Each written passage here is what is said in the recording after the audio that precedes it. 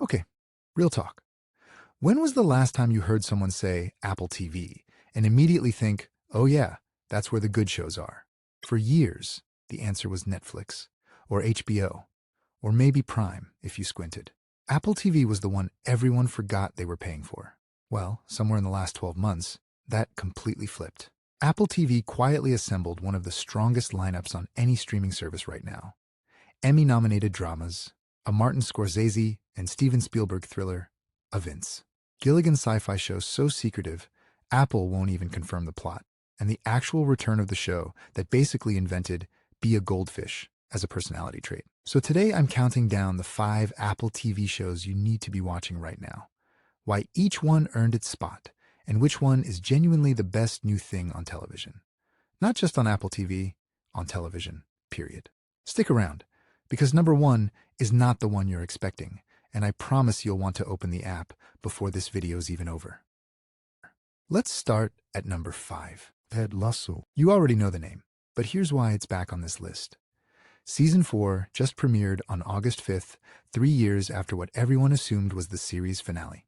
Jason Sudeikis' Ted isn't coaching AFC Richmond's men's team anymore.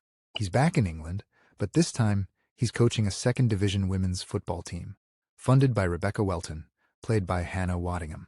And honestly, that's a smart move. Instead of just rehashing the same underdog story with the same team, it gives the writers a genuinely fresh angle while keeping everything that made the original work. Hannah Waddingham's back. Juno Temple's back. Brett Goldstein's back as Roy Kent. Brendan Hunt's back as Coach Beard. And there's a wave of new characters joining the roster, including a recast, more prominent role for Ted's son Henry. 10 episodes total, dropping weekly through October 7th. If you were a fan of the original run, and let's be honest, everyone was, this is appointment television again. The show that won back-to-back Emmys for Outstanding Comedy Series is betting it can do it a third time, just with a completely different team on the pitch. Number 4. Silo. If you haven't started this one, you are so far behind, and I genuinely mean that as a compliment to the show. Based on Hugh Howey's best-selling book trilogy, Silo is set generations after some unknown catastrophe, in a world where 10,000 people live inside a massive underground bunker. Nobody's allowed to ask what happened on the surface, or why they're really down there. Naturally, somebody always asks anyway, and that's the whole engine of the show. Season 3 just wrapped its run, and it does something genuinely clever with structure. In the present timeline, Juliet, played by Rebecca Ferguson, who also executive produces, survives a brutal, near-fatal punishment called cleaning, but comes back with amnesia, right as the silo is falling into chaos after a rebellion. Meanwhile, a second timeline jumps back roughly 300 years, finally starting to answer the show's biggest mystery. Who actually built these silos, and why? It's a structure that could easily feel gimmicky, but critics have pointed out it actually deepens the mystery instead of padding it out. This is dystopian sci-fi for people who like their answers earned, not handed to them. It rewards patience in a way most prestige TV has stopped bothering to do. Number 3. And this might be the biggest creative swing on the entire list, Pluribus. This is from Vince Gilligan, the guy who created Breaking Bad and co-created Better Call Saul. And here's the thing. Apple has been almost comically secretive about the show. Critics who reviewed it were explicitly told not to describe the actual premise. So I'm going to respect that too, because honestly, going in blind is part of what makes it work. What I can tell you, Rhea Seehorn, who, if you watched Better Call Saul, you already know should have an Emmy sitting on her shelf, plays Carol Sturka, a miserable, kind of resentful romance novelist who openly dismisses her own books as, quote, mindless crap. Then, one day, something happens to basically everyone else on the planet at once, except her. And suddenly, the entire world is being unsettlingly, creepily nice to her, offering her a kind of effortless, blissful existence. And she wants absolutely none of it. It is slow. It is strange. It leans a lot closer to The Twilight Zone, or Invasion of the Body Snatchers, than it does to Breaking Bad. And it tests your patience early on. But Seehorn is so good, so committed, that critics called it one of the most purely original science fiction series in years, and the Emmys agreed, handing it 18 nominations. Number 2.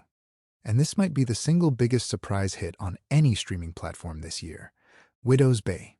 This is a horror comedy from Katie Dippold, who you might know from writing on Parks and Recreation or the 2016 Ghostbusters reboot. It stars Emmy winner Matthew Rhys as Tom Loftus, the skeptical mayor of a small, cursed New England island, desperately trying to convince tourists that everything is completely, totally normal. It is extremely, aggressively not normal. Think Stranger Things, but built for adults, with a Twin Peaks-style obsession with what's actually buried underneath small-town charm. This show came out of absolutely nowhere in April, went certified fresh on Rotten Tomatoes almost instantly, and picked up 19 Emmy nominations, the highest total of any first-year series this year, ahead of shows with 10 times the marketing budget. It already got renewed for a second season before its first one even finished airing. If you want hard proof that Apple TV isn't just the prestige drama streamer anymore, that it can do genre and horror and comedy just as well, Widow's Bay is your proof. And that brings us to number 1. This is the show that made me actually sit up straight on my couch. Cape Fear. Apple TV took the story Martin Scorsese made terrifying back in 1991 with Robert De Niro and rebuilt it as a 10-episode limited series, with Scorsese himself and Steven Spielberg both on board as executive producers. Javier Bardem plays Max Cady, a convicted killer released from prison after decades behind bars, who comes back hunting the family responsible for putting him there. Married attorneys Anna and Tom Bowden, played by Amy Adams and Patrick Wilson. Here's what makes the series actually hit different from the movie. Instead of compressing all that dread into one 2-hour gut punch, you get 10 weeks of it building slowly. Cady doesn't just show up and attack. He inserts himself back into their lives one unsettling scene at a time, until every single moment he's on screen makes your skin crawl a little more. Critics called Bardem's performance terrifyingly hammy, and I want to be clear, that's a compliment. That's the good kind of hammy, the kind where you can't look away. Even reviews that thought the show leaned a little too excessive still admitted the cast alone makes the whole thing worth watching. This is Apple TV saying, out loud, with a straight face, we can do prestige thriller as well as anyone in the business. And having actually sat through it, I believe them. So let's recap. Ted Lasso, back with a whole new challenge. Silo, splitting timelines to finally answer its biggest mystery. Pluribus, the strangest and most secretive swing Vince Gilligan has ever taken. Widow's Bay, the horror comedy nobody saw coming. And Cape Fear, a Scorsese and Spielberg thriller that earns every uncomfortable minute. 5 completely different genres, and every single one of them is genuinely great television. Netflix and HBO have had this lane to themselves for years. Not anymore. So tell me, which one are you starting with tonight? Drop it in the comments and let me know if you'd rank these differently, because I have a feeling some of you are going to fight me on that top 2.